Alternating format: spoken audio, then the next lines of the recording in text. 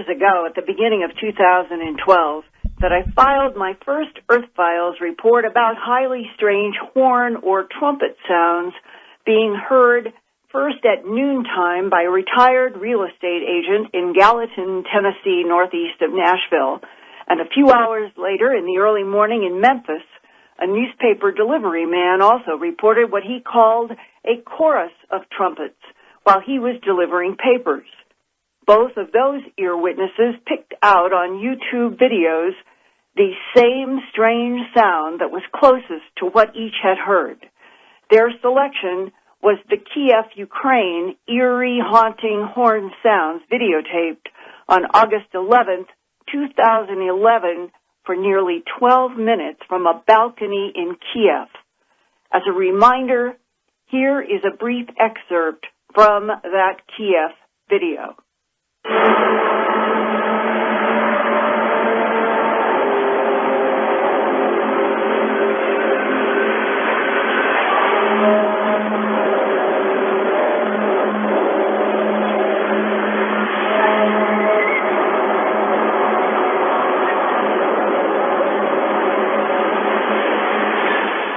The trumpet and horn sounds seemed to disappear from reports in later 2012 through most of 2013. But that's when so many loud and unexplained mysterious booms were heard and reported to police, fire, and Homeland Security around the United States and parts of Canada. But in December 2013, I received more trumpet horn reports from down-to-earth professional people in Milton, Vermont, and Calgary, Alberta, Canada. Milton is 2,300 miles east of Calgary, but the two couples in two different places heard very similar horn sounds that scared them. On December 23rd, Denise and Dana McKenna were very disturbed by the sound of horns around 2:15 a.m. that seemed to be coming from the clear, dark night sky. But neither of them could see the source of the strange trumpet horn sounds. Here first is 48-year-old Denise McKenna, a professional massage therapist, who describes how it all began. I have been living in my home for 12 years in Milton, Vermont, and I have never heard any sounds like I heard on December 23rd. It was around 2:10, 2:15 in the morning. I got up to get some water, came back to bed, and I heard like a trumpet horn sound. And so I walked to my window and looked out because it sounded like it was coming from the sky. Looked up to see if I could see anything and didn't notice anything. Then I heard again another sound like that, and I just kept looking in the sky because it sounded like it was coming from the sky. And it didn't sound like anything that you would hear. It was so different, you know. I didn't understand where it was coming from. Can you try to characterize it in detail? Well, the funny thing is, in the summertime, my husband Dana had been showing me videos of what has occurred around the world, and I said, I got to wake him up so that he can verify this, and he heard the third horn, and he goes, yeah, it does sound like what we were watching. The YouTube video that Denise and her husband Dana picked out as closest to what they both heard around 2:15 a.m. on December 23rd, 2013, was from a Switzerland user the year before. He wrote on January 19th, 2012, at 7:40 a.m., quote, I just heard a low humming booming sound, like a constant jet engine, but coming and going from low pitch to high pitch in phases of 10 minutes, close quote. Here is an excerpt from that Switzerland audio.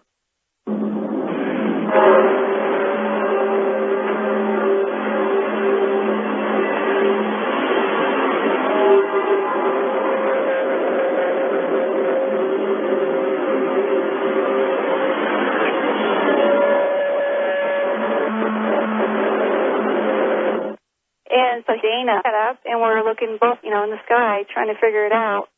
But it sounded like someone blowing into a soda bottle, like it was that ooh, but it had different tones to it. It's kind of creepy, actually, to me, almost like a warning or something. I can't even explain it. Then we went back to the videos, and we found some that sound just like what we heard.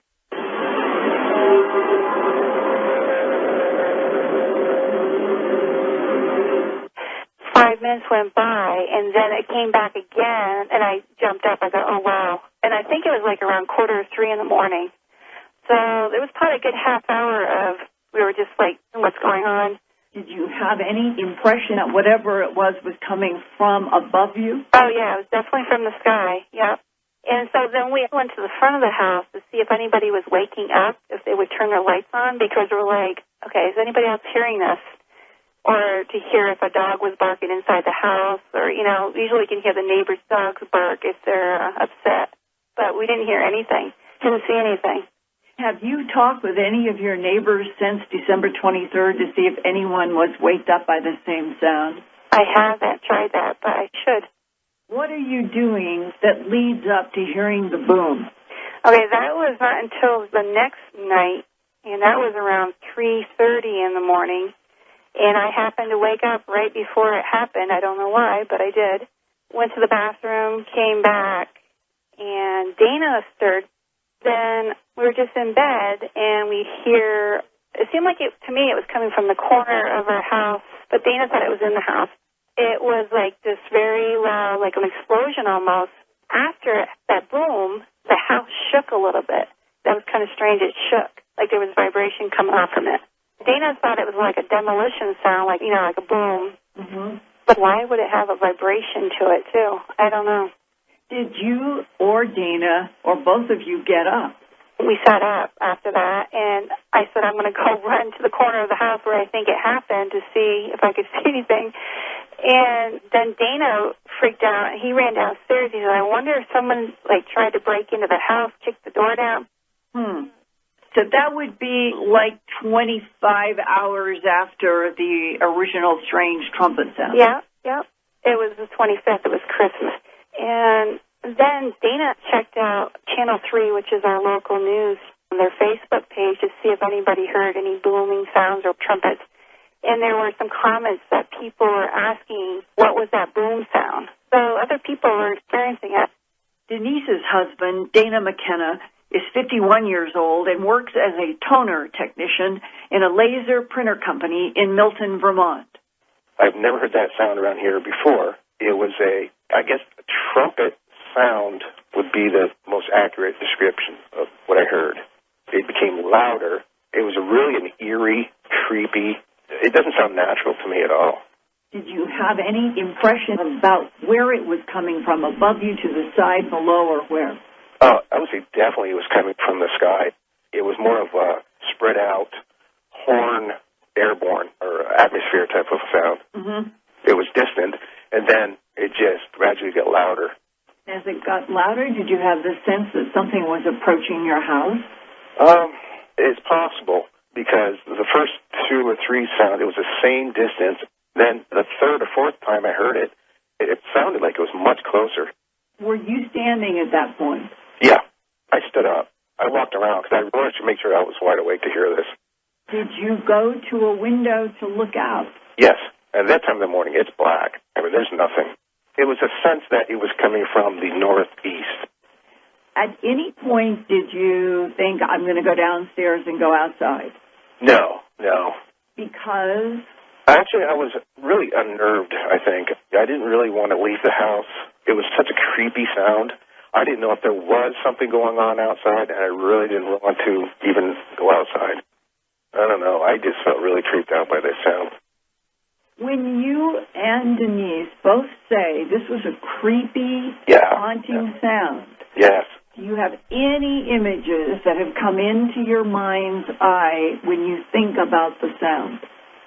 To me, when I heard it, it was almost sorrowful. Sad and sorrowful. Exactly, yes. Sad, like something is happening that shouldn't be happening, or it's really not pleasant, whatever it was. But you're thinking that you felt sadness as opposed to angry violence. Yes, exactly. Yes, sadness. Have you thought about why you haven't heard from any of your neighbors about also hearing this sound? Nobody seemed to hear this. I didn't see any lights come on inside or outside. No, we haven't talked to anybody. Well, another strange aspect of this phenomena is the tight focus I have interviewed so many people who have been in a house. They have thought that something fell on the roof, or they have felt it shake, and they are expecting to hear sirens. They're expecting to see their neighbors coming out. Yes, we went downstairs, we opened the door up, and I'm waiting for some kind of confirmation from our neighbors. I can see clearly maybe 7 or 8 of the houses on that street. We're at the very end of the street, so I can see everybody clearly. And I'm waiting for some kind of confirmation from these other people for lights to come on, exterior lights, and the 3 of the families here are military. Nobody's reacting to this sound we're hearing.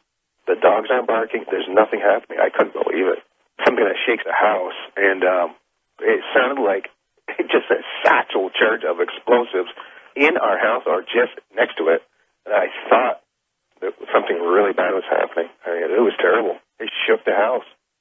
About a month after Denise and Dana were upset by the horn, trumpet, and boom sounds at their house in Milton, Vermont, 2,000 miles west in Calgary, Alberta, Canada, 51-year-old Monica Andre and her husband Scott were also scared by another horn trumpet sound that erupted around their apartment at 2:22 a.m. on Thursday, January 9th.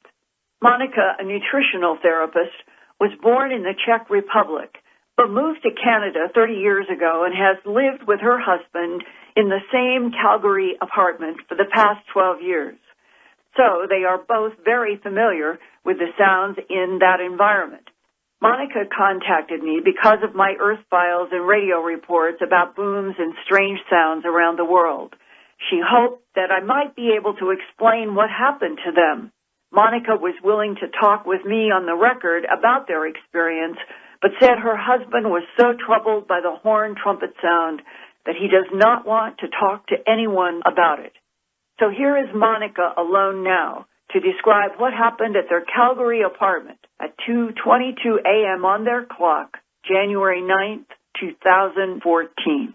I opened up the balcony and I thought, oh, it's good to get some fresh air. And I thought I heard a large jet, and I thought, oh, wow, those jets are sure getting closer and closer. And I thought, jets don't have horns. This is very, very peculiar sound. But at 2:22, they became so loud that I thought, well, should I close the balcony or should I see what's out there? And Scott, he was in the room with me, and he was going to check up on the cat, and he came out to the living room. Wow, that's really weird. And he goes, what is that? And he was so freaked out, he wouldn't go out. And on the 4th floor, it was very, very loud sounds of scraping metal, tornadoes approaching, large trains hitting head-on. And even though I have a cover above the balcony, I was still afraid. I had to run inside because I didn't really know if something was going to fall out of the sky or not, because when you hear metal like that, you think, well, where's that coming from? And it seemed to fill the air everywhere. And I was so scared. I ran inside, closed the window and the blinds, and then I thought, maybe I'm being foolish. Maybe I should go back out there and record this with my phone. And Scott said, no, you're not going out there. There's no way. And he says, I want nothing to do with that thing. And I says, what do you think it is? And he says, I don't know, but there's something out there, and I don't want any part of it. Did you feel the same, that it was an unknown sound, but that it was threatening?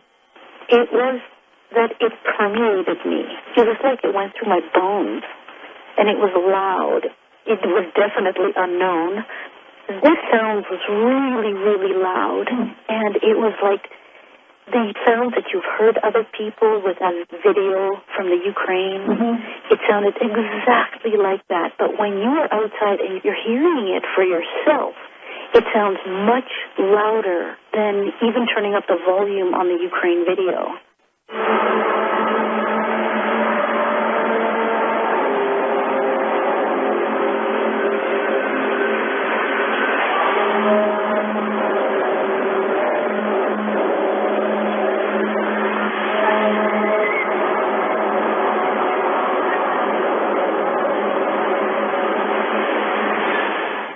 And it was like the sound of a tornado that is approaching, and it's a mixture of horns and trumpets.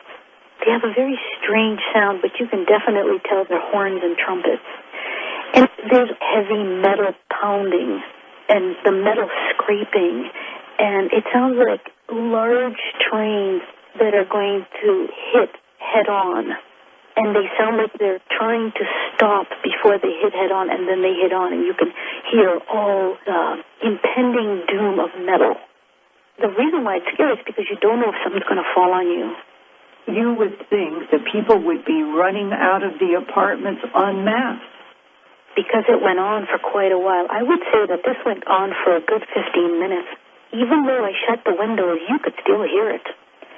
And what happened is that when it was just about dawn, it started up again. And there's two guys going to work. They were in the parking lot right underneath where the door is coming in and out of the building. And they said, "What the is that?" Mm-hmm. Like I was watching them through the window. You could hear them. They were so loud. These guys were really, really surprised by what they were hearing. And that was around 5 o'clock. But nobody else was running out of the apartments at 2:30 in the morning or 5 o'clock as if the whole apartment complex heard this. I didn't even look. I was so stunned. The strangeness of it was how loud the horns are. The horns and trumpets, and it seems like somebody's learning how to play the trumpet, and they don't know how. That's what it sounds like. Right. And it's mixed in with the metallics and the tornado. It's scary. Mm-hmm. Isn't it odd to you and your husband that living in an apartment complex that you have not had a lot of people that were coming out of doors and saying, "What is this?" We were so scared we didn't even look, because this was not a sound that was far off. It was right there. Because I remember being on the balcony and at 2:22, and I remember looking at the sky and being afraid to, but I did look. And it was, for some reason, I was terrified of looking up there. And I don't know if anybody else has had that feeling, but it's not very friendly.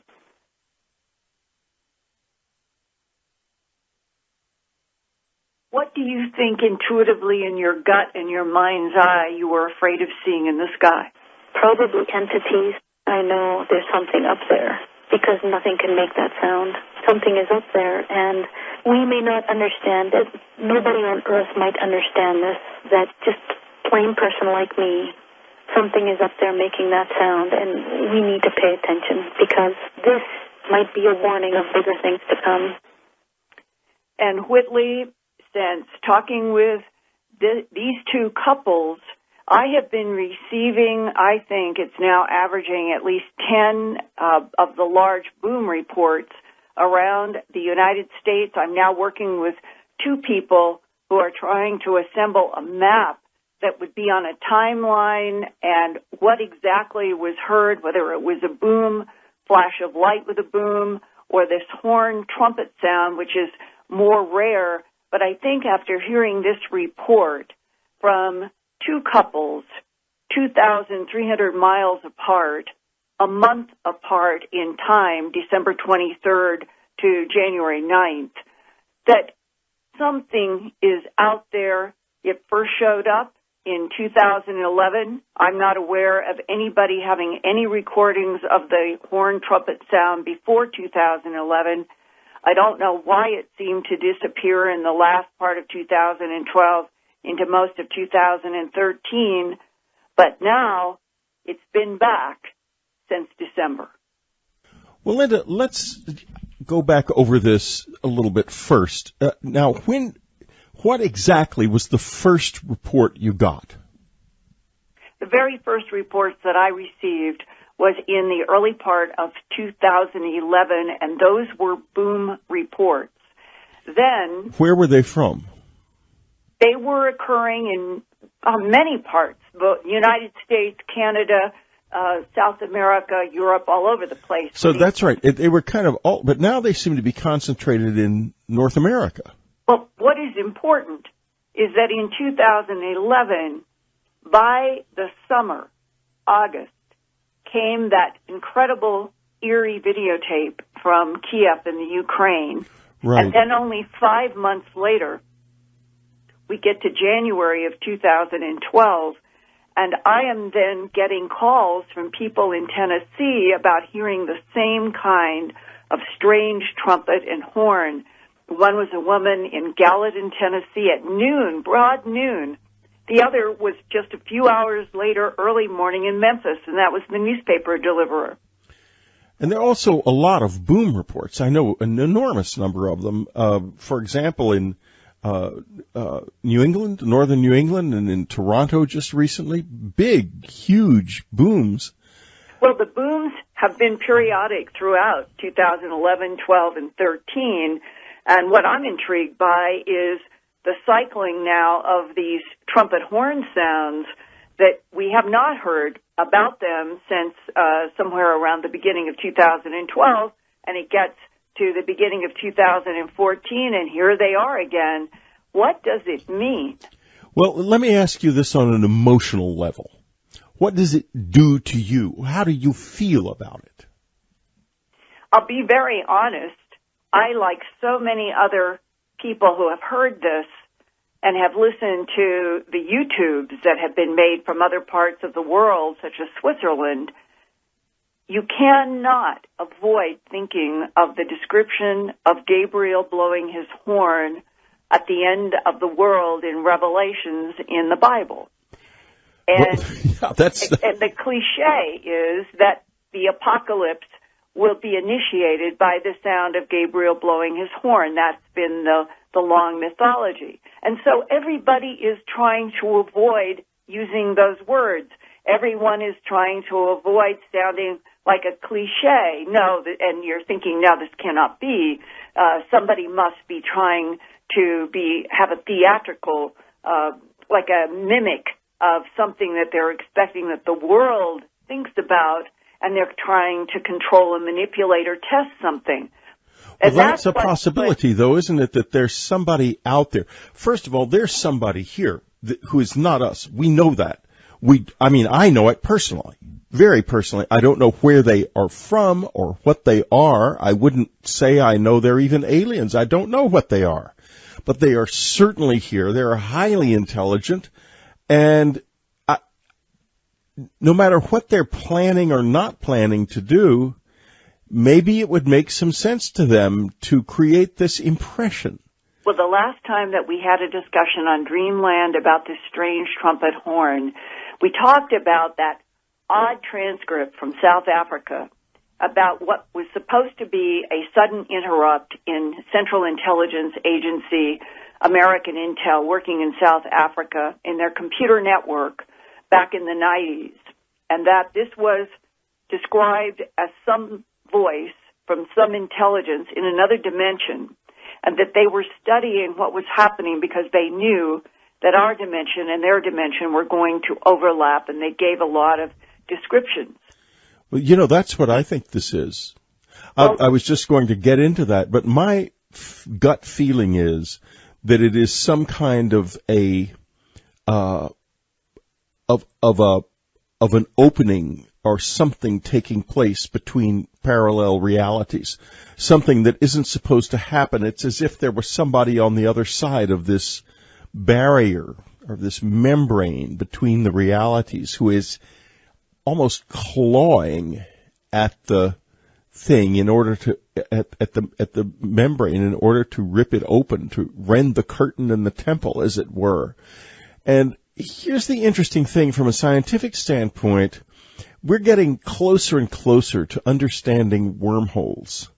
And one of the things that we have understood about them is that in general, they're easier to create than we had thought. They don't require as much energy.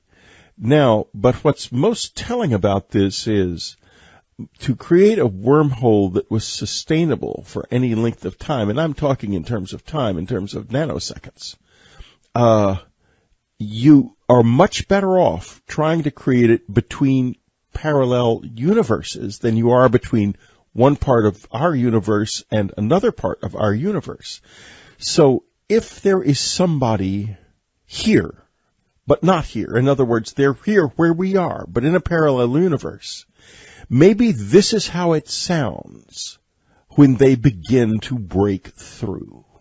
Well, I can't myself help wonder if all of the stories in the Bible and going back into the ancient times of the Anunnaki and the idea of having two competing intelligences here on the planet, no matter where they're from, the Enki and the Enlil, one despising humanity and another trying to encourage and help humanity evolve, and then coming through the last 2,000 years of history with all of the predictions that some of these entities would come back.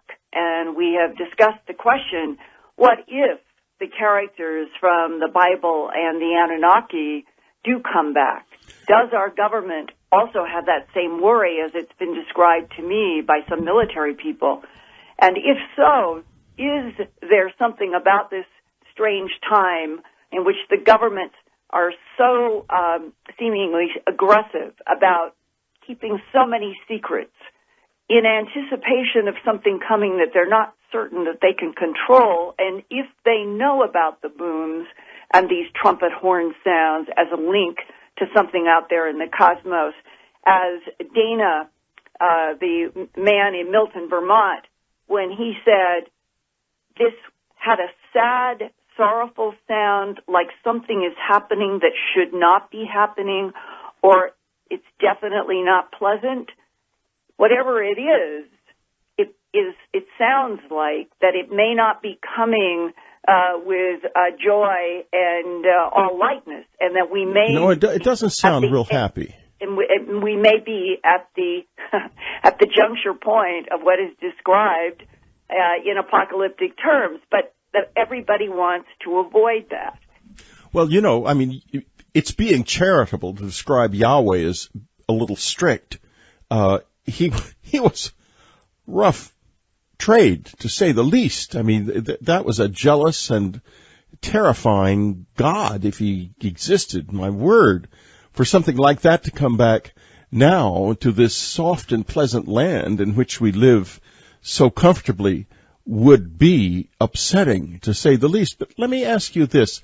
Have you ever talked to any geologists about this? And the reason I ask is, we know that the Earth's magnetic field is shifting, and therefore there are changes taking place in the planet's core. Could these sounds be projected from within? Well, that's the story that I did on Dreamland and Coast and Earth Files a few months ago with the Stanford University geophysicist. Right, I know that, but it wasn't quite about the same sounds.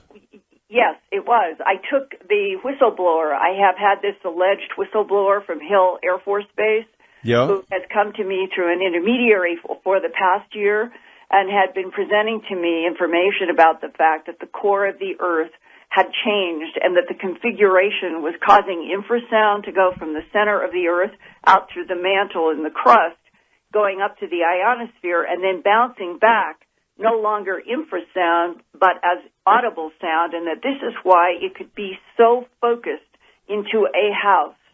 Now, when I took all of that to the geophysicist at Stanford University, I expected her to say, no, that's not possible. And instead, she said that she could not discount the possibility of infrasound coming from some change in the Earth's core and being reflected back from the ionosphere. Now, what is very interesting is that intermediary to that geophysicist whistleblower was, I would say he was communicating with me a couple of times a week and was trying to set up a meeting. I told him I would fly anywhere to meet the geophysicist to talk about this. And everything seemed to be going forward to have a meeting, and I was standing by and waiting, and all communication stopped. The intermediary's phone number was disconnected. I have tried to send inquiries to the emails that were working, nothing. I do not know what happened except that all of that seemed to change when I did the interview with the Stanford University geophysicist.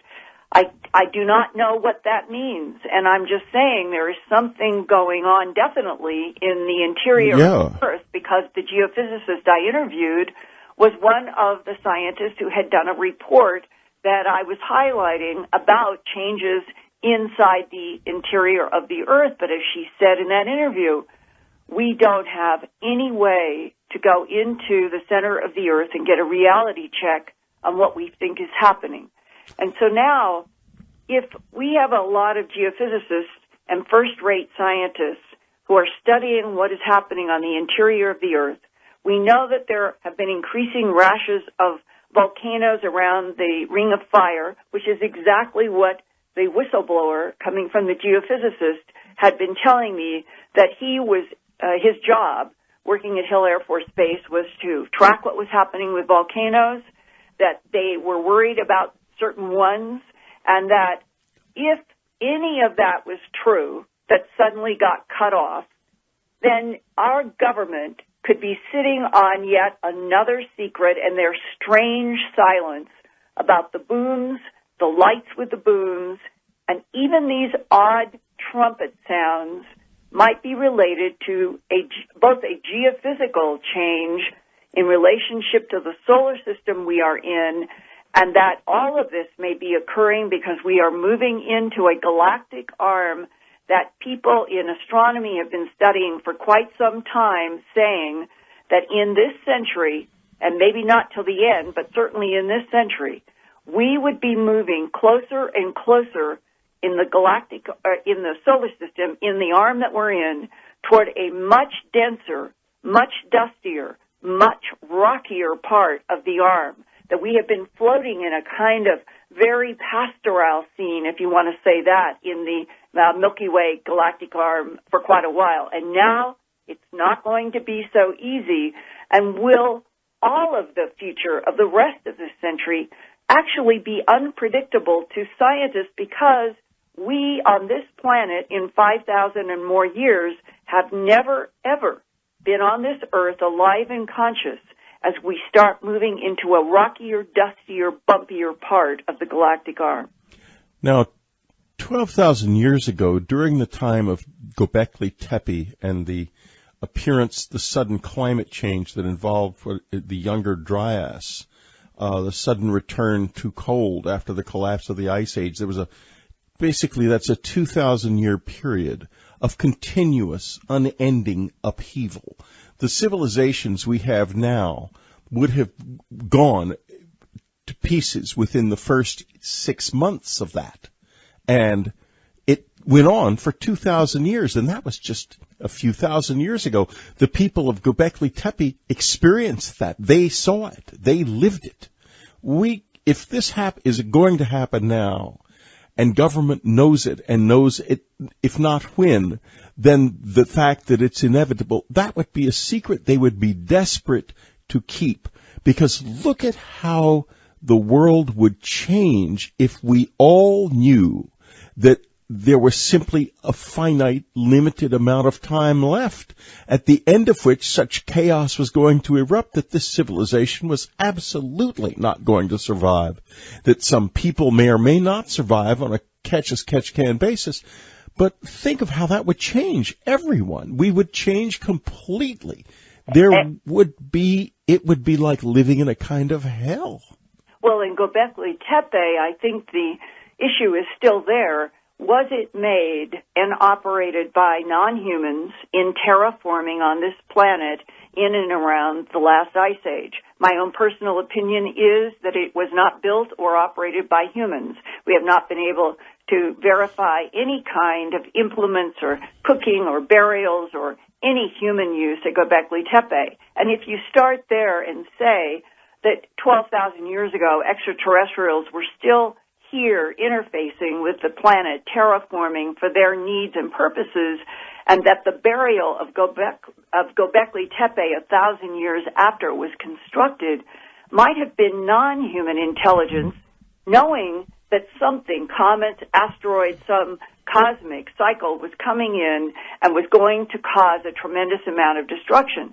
And we know from exactly that black carbon mat all over North America that occurred in what is called the Younger Dryas period, that there was it had been warming 12,000 to 11,000 years ago, and then suddenly there was catastrophe. There were saber-toothed tigers that were found in North America with their spines twisted 180 degrees, the woolly mammoths with the buttercups in their mouths, right, which scientists say they are so fresh that they were quick frozen. Right. What would take a temperature down so fast? Well, there are physicists at the University of Arizona who have had papers in the last 5 years talking about exactly that period, 10,500 to 11,500 years ago, that there was some sort of a cosmic catastrophe. They think it was from comets, not asteroids, and that it impacted on the North American side of the Earth, and that whatever was at Göbekli Tepe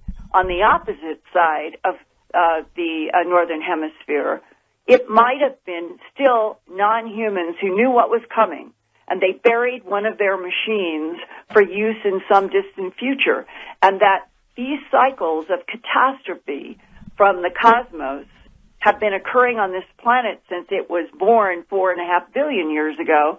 So whatever we're moving into now, maybe this government does have a clearer picture, which makes it even more important, I think, Whitley, for all of us in the Earth Files and the Dreamland and the Coast and all of the audiences that are genuinely interested in knowing what the truth is, what the facts are, no matter whether they're scary or not. We as humans deserve to know what our governments know. And folks, if you want to keep up with the absolute cutting edge of that, the best way to do it is to listen to these shows and go to earthfiles.com every day, because Linda is obviously on top of this, very much on top of it. And, you know, I have to tell you, if this whole thing is going to fall apart around our ears, I'd like a little advance warning. I think we all would, and I think we all deserve it. And if we are in a situation where our governments are afraid to give it to us, then that means they are afraid of their people, and they are no longer legitimate governments if they fear their own people. I think that's the first sign of political illegitimacy, is when government begins to fear its people.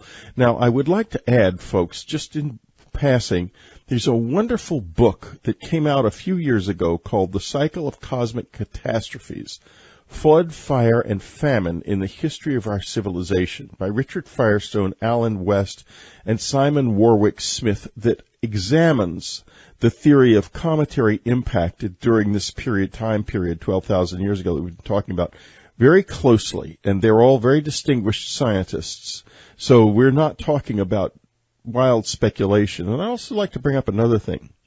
Graham Hancock, many years ago, posited the idea that the crust of the planet might shift on the mantle from time to time physically. And it always monstrously poo-pooed. He was just run out of the scientific community on a rail. He wasn't a scientist, so he survived. But in any case, if that's going to happen again and they know that, then they really should let us in on the secret. Linda Moulton Howe, I'd like to thank you very much for being with us this week, as always. And I'm sure that Linda will be back soon on Dreamland and on Coast.